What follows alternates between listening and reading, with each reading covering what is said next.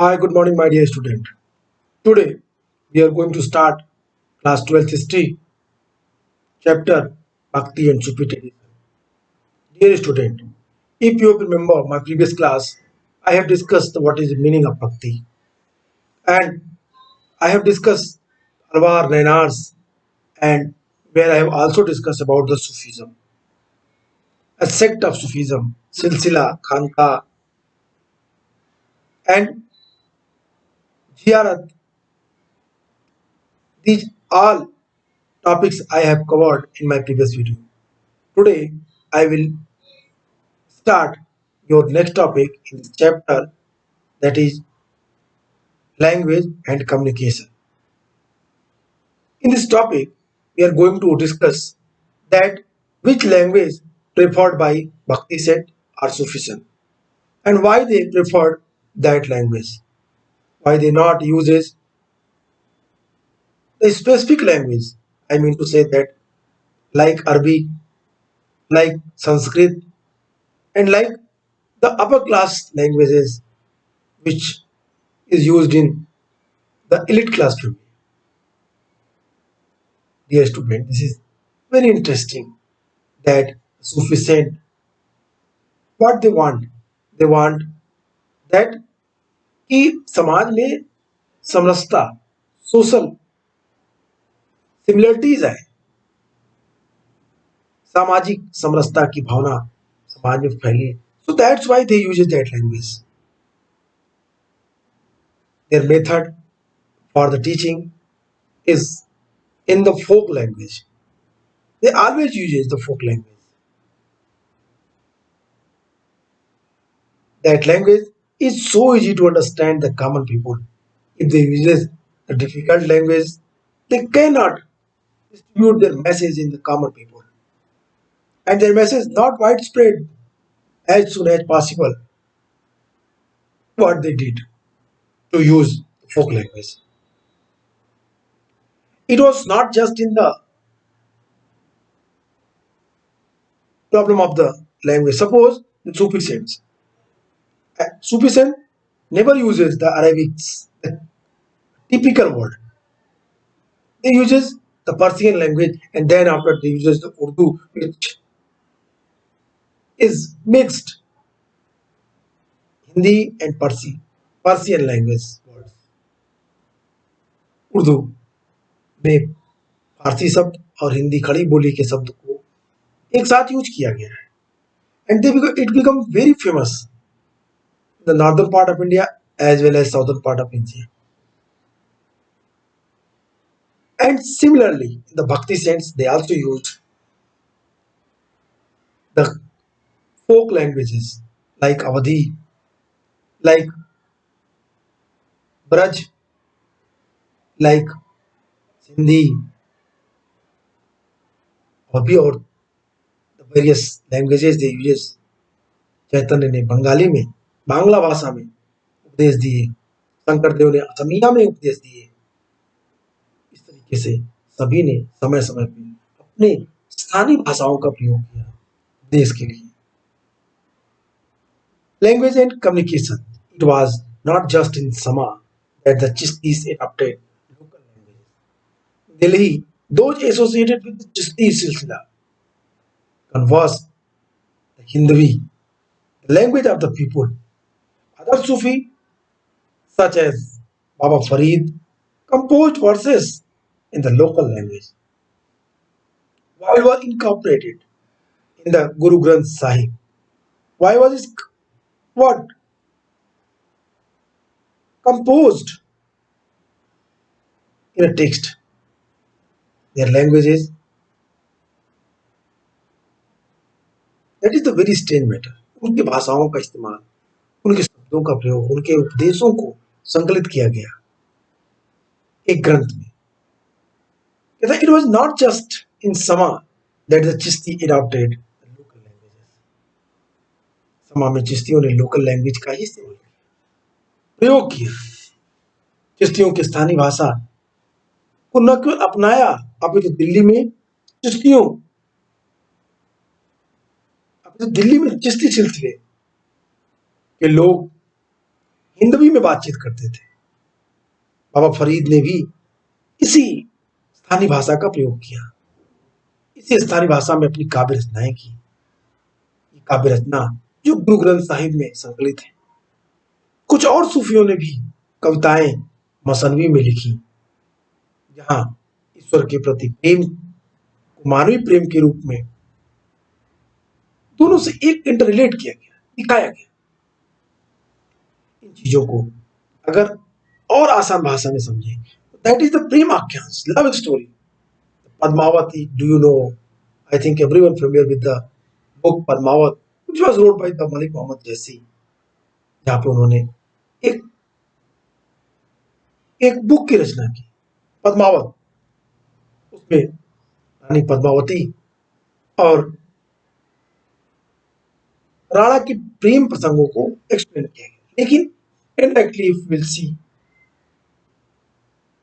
then we can easily understand that that love is not human love, it's spiritual love. Malik Muhammad Jaisi want to express, want to focus the spiritual love। इस पूरी कहानी में दो तरीके से आप समझ सकते हैं। एक तो मानव प्रेम जो राणा और पद्मावती के बीच था, और दूसरा भगवान और भक्त के बीच के प्रेम को भी मलिक मोहम्मद जैसी ने अपने इस बुक में बड़ी आसानी से, बड़ी सिंपल लैंग्वेज में एक्सप्लेन किया। इन चीजों के बाद a different the genre of Sufi poetry was composed in and around the town of Bijapur, Karnataka. These were short poems in Dakkani, a variant of Urdu attributed to Sufi who lived in the region during the 17th and 18th century. These poems were probably sung by women while performing the household's chores like grinding, dyeing, spinning. Other compositions were in the form of the Nirima in the southern part of India। जिस language का इस्तेमाल किया गया सूफी संतों के द्वारा, काफी आसान भाषा। इन शब्दों का इस्तेमाल उन लोगों ने इसलिए किया कि वहां के गांव तक उनकी पकड़ मजबूत हो। It means they easily interact with the common people, the villagers। If you will read the text which was compiled during that time, you can found, आसानी से आप प्राप्त कर सकते हैं क्या, कि आसान भाषा में महिलाओं के द्वारा आटा पीसते समय, कपड़े धोते समय जो गाने गाए जाते थे, सभी उसी भाषा में किए गए, लैंग्वेज के किए। Here that is the main important to understand that why Sufi saint adopted the folk language। क्यों उनकी भाषा स्थानीय रही, क्यों उन्होंने स्थानीय भाषा में अपने उपदेशों को दिया। तो आप कह सकते हैं, you can easily say, you can give the answer that the language is the medium to express their view। if they use, if Sufism or Bhaktism used a typical language, a difficult language, they were not success to spread their ideology in society। If they uses the folk language, it is too easy to expand their view in the common people, in the illiterate people, in villagers। So they uses the common languages। And if you discuss about the languages, then you find the languages, the Avadi, that is based upon the regions. Avadi in UP, Braj in western UP, Sindhi in the northwest frontier, Dakkani in the southern part of India, Urdu, also Persian languages was used by Sufi saints। It is the medium, not only they express their view, They started to compile their book in also these languages. इसी भाषा में उन्होंने अपने book को भी compile किया, लिखवाया, लिखा, जिससे आसानी से लोगों तक उनकी बात पहुंच सके। तो first topic Sufi, sorry, language and communication. Language and communication,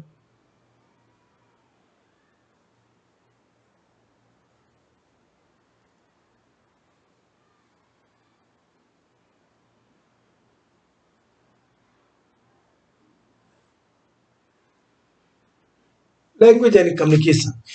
The language, it also provide the mode of communication. ये एक दूसरे से कनेक्ट होने के लिए भी मार्ग प्रशस्त करता है, बताता है। इसीलिए इन लोगों ने इन भाषाओं का प्रयोग किया। नेक्स्ट टॉपिक आपका है Sufi and state. Sufi and state, if you will read this topic, you can easily understand there are two sects in Sufism.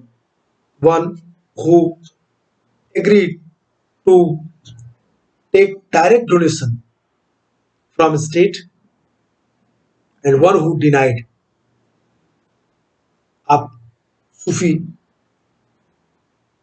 And state के संबंधों के बारे में अगर आप देखें तो सूफियों ने काफी जगह पे इस बातों का उल्लेख किया।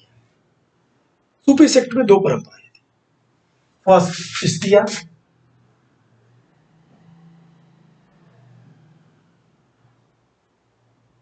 And second सूरावर्ती।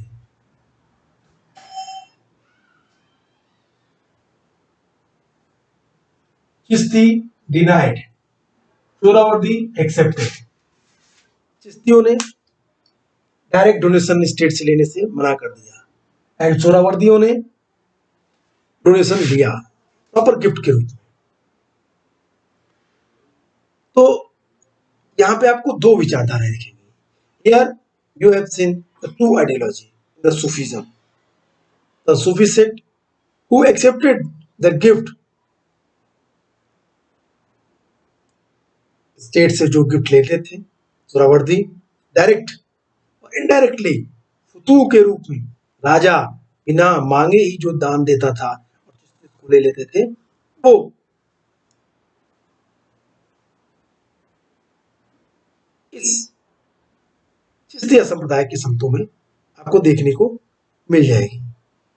Major feature of the Chishti traditions was austerity, including the maintaining the distance from the worldly power. However, this was by no means a situation of absolute isolation from the political power. Sufi accepted unsolicited grants and donation from the political elites.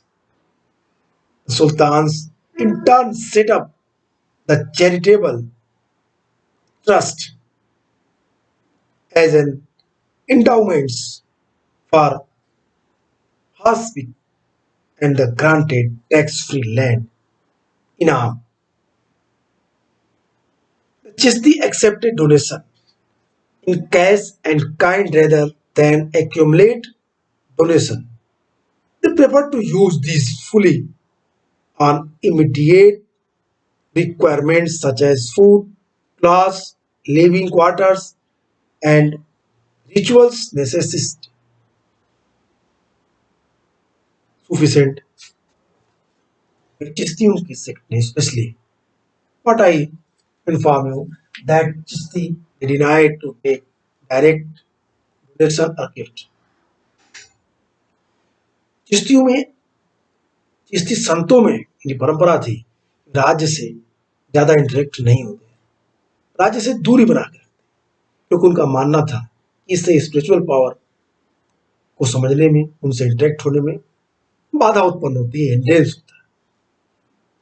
यद्यपि सुल्तान emperor हमेशा इस बात के लिए तैयार होता है कि उन्हें सूफियों को डायरेक्ट टैक्स दिया जा सके, इनाम में कुछ धन दी जा सके, जमीन दी जा सके, लेकिन वो इस बात का बार बार उल्लंघन कर देते थे, नहीं मानते थे। If you see in your book source 9 when you find a story, जहाँ पे आपको मिलेगा कि एक बार जब निजामुद्दीन औलिया को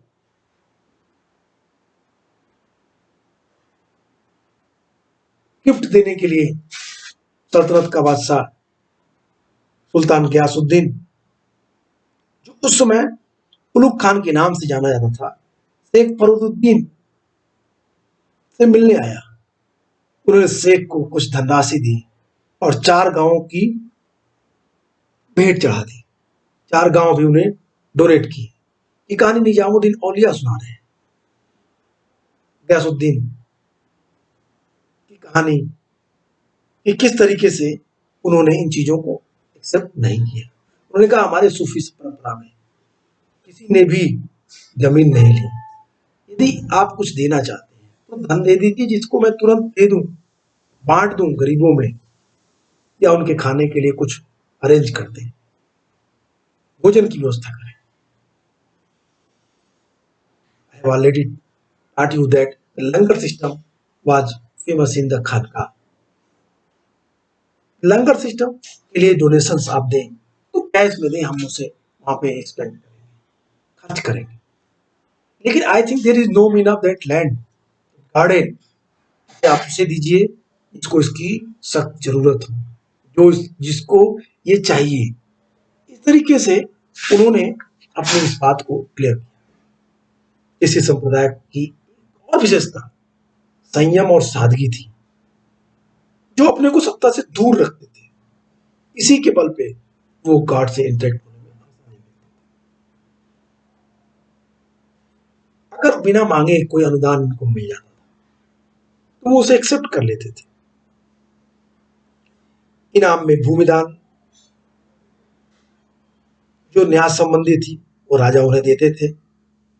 कभी कभी वो एक्सेप्ट करते थे, कभी वो अनएक्सेप्ट कर देते थे और स्वीकार कर देते थे।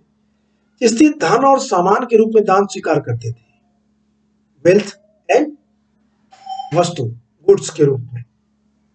और इनको सजोने के बजाय खाने, कपड़े, रहने की व्यवस्था पे इसे खर्च कर देते थे। समा की महफिलों पे इसे पूरी तरीके से खर्च कर दिया जाता था। शेख, इट मीन्स टीचर्स, नैतिक अधिकार की ये फाइनेस्ट एग्जाम्पल है, जहां आप देख सकते हैं। They never stored that money, उन्होंने कभी इस धन को एक्सेप्ट नहीं किया, स्टोर नहीं किया, उन्होंने इसे प्राय खर्च कर दिया। सूफी संतों की धर्मनिष्ठा, उनकी विद्वानता, लोगों द्वारा उनकी चमत्कारी की शक्ति में विश्वास, उनकी उनकी उनकी इस उपलब्धि, उनकी इस लोकप्रियता के कारण राजा हमेशा सूफियों के साथ अच्छे संबंध चाहता था। सूफियों के साथ संबंध अच्छे रहने से it may be possible that की revolt now the Chisti accepted donation in cash and kind rather than accumulate donation. They preferred to use this fully on immediate requirements such as food, clothes, living quarters, and ritual necessities. All this enhanced the moral authority of the, which in turn attracted people from all walks of life. Further, their pity and scholarship and people's belief in their miraculous made Sufi popular among the masses who support King wishes to secure. King did not simply need to demonstrate their association with Sufi, they also required the legitimation from them. When the Turks set up the Delhi Sultanate, they resisted The instance of the ulema on the imposing Sharias as state law because they anticipated opposition from their subjects, the majority of whom were non-Muslims. The Sultanates then sought out Sufi, who derived their authority directly from God and did not depend on the jurist to interpret the Sharia. I think you can understand the what is the problem of the sorry state. Why emperor want to interact with Sufi? Because in the Islam is controlled by Sharia.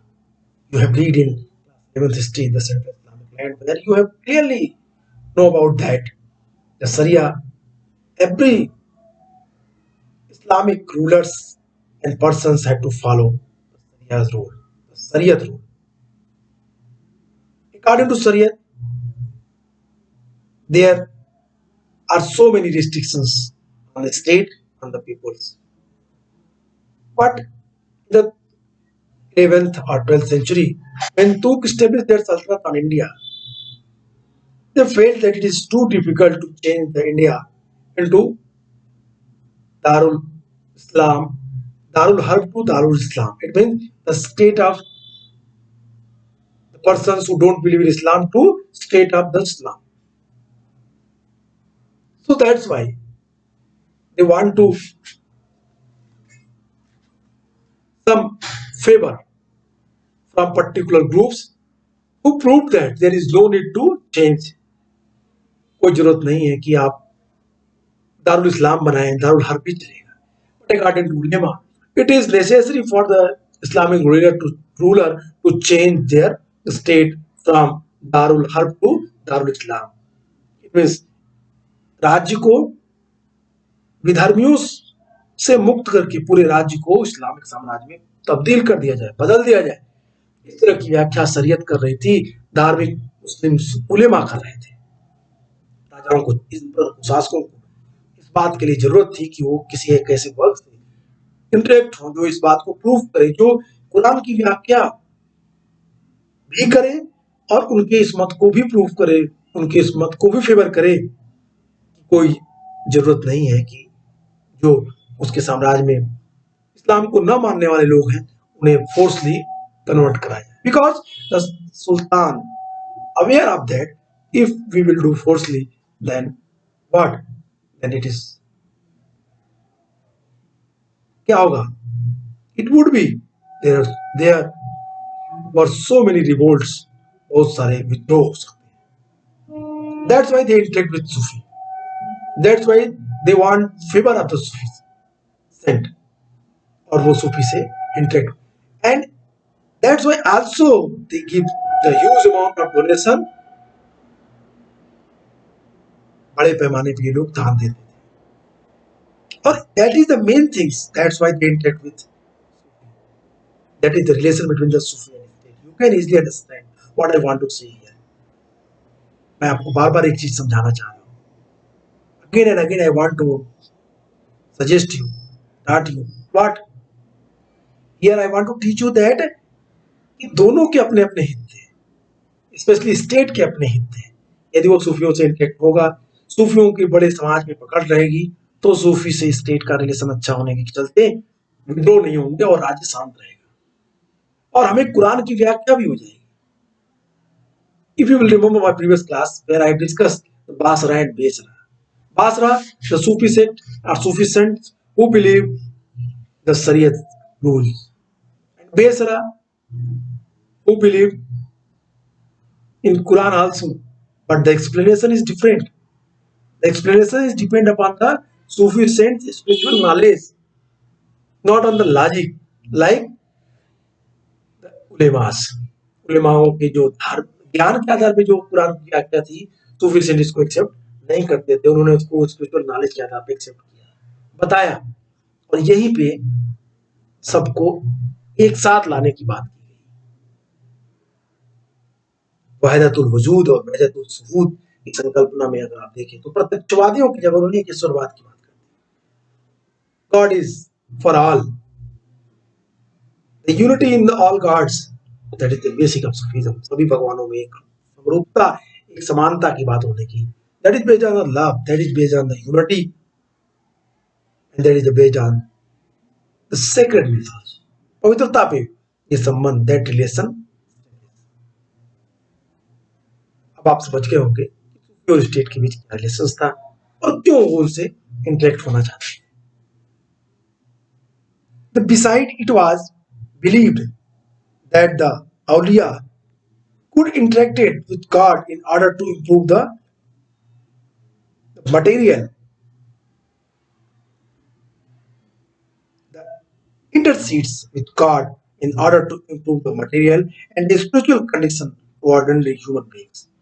This explains why King often wanted their tombs to be in the vicinity of the Sufi shrines and the hospital.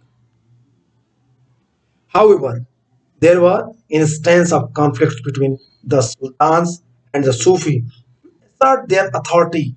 Both expected the certain rituals to be performed, such as the prostrations and the kissing of the feet. Occasionally, the Sufi Sheikh was addressed with the high sounding titles. For example, the disciples of Nizamuddin Auliya addresses him Sultan ul Masikin, literally Sultan amongst Sheikh. Sufi and state, you can easily understand what I want here, what I teach you in the whole topic. If you will see in your book, in the bracket, they clearly explain Sufi and state relation. There also clearly the Chishti and Sohrawardi relation. Your book inform you that Sufis such as the Sohrawardi under the Delhi Sultanate and the Naqshbandi under the Mughals were also associated with the state. However, the modes of their association were not the same as those of the Chishti. In the some cases, Sufi accepted the courtly office. कहता है सोहरावर्दी सल्तनत काल में, नक्शबंदी मुगल काल में, ऐसे सूफी संप्रदाय थे जिन्होंने अपने को स्टेट से एसोसिएट रखा। लेकिन जस्ट इसके विपरीत चिश्ती ऐसे थे जिन्होंने अपने को एक स्टेट से डायरेक्ट रिलेशन उनके साथ नहीं रखा। लेकिन फिर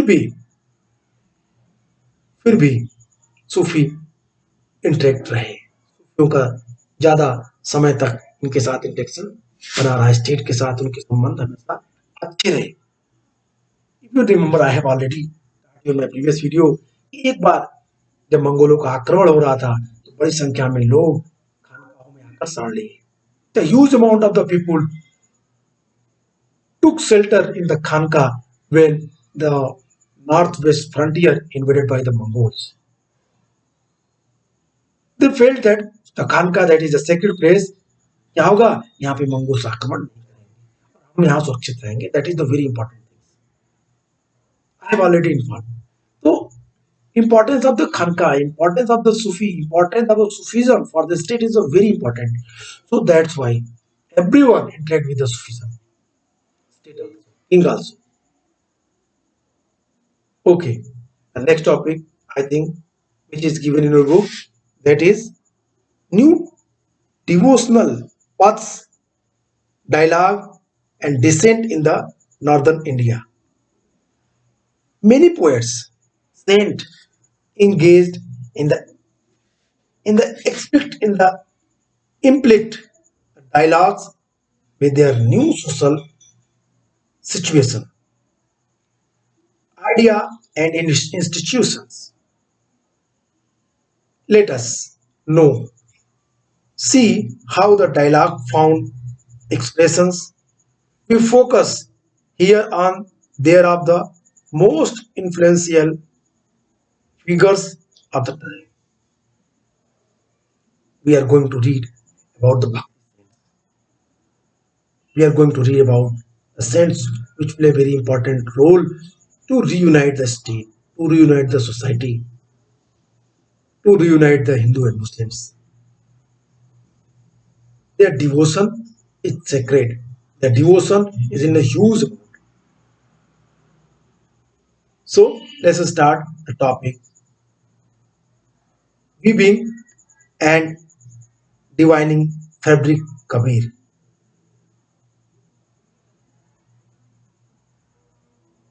We are going to read about Kabir. We are going to read about Kabir, Nanak, and Mirabai. Kabir, very famous saint. Nanak, also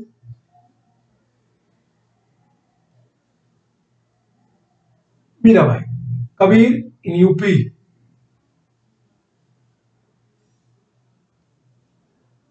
in UP, Nanak, Northwest Frontier, and Mirabai, Western India. They belong to particular regions. Language is also different. UP, folk language.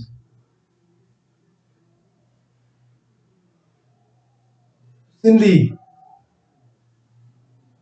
and Punjabi. Mirabai, Rajasthan. We will also read about one other prominent saint, that is Sankardev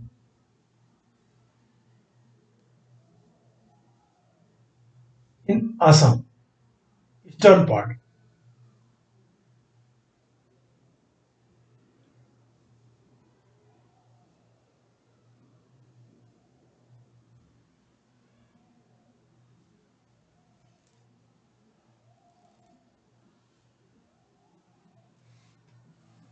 Assam हम इनके बारे में भी पढ़ेंगे. We will discuss Kabir, Nanak, Mirabai, and Sankardev. Saints, which was very famous. They are, gives us so many messages. They preach a society that there is no need of any extreme practices. There is no need of any rituals, sacrifices, ritual baths, fast, and they always denied the social evil. Their teachings was based on humanity. It is the very simple for the common people to understand, to follow, and to interact with God. So they're famous in the various regions in India. They gives us the path. I mean to say that they establish a path which is take now India, and it continuously run in future also. भविष्य में भी वो एक लंबे समय तक वो परंपरा चलती रहेगी, वो ट्रेडिशन चलती रहेगी, वो व्यवस्था चलती रहेगी जो इन संतों ने स्थापित किया था. कबीर ने, मीरा ने, नानक ने, शंकरदेव ने, रैदास ने, इन सारे लोगों ने इन परंपराओं का पालन किया, जिन परंपराओं की स्थापना की, भक्ति की, वो आज भी अपनी महत्ता को बनाए रखे. आज की वीडियो में इतना ही. We will discuss on them in my next video, where we will read the teaching of Kabir, teaching of Mirabai, and teaching of Nanak. And also, we will discuss Sankardev and their teachings. Okay. Goodbye and take care.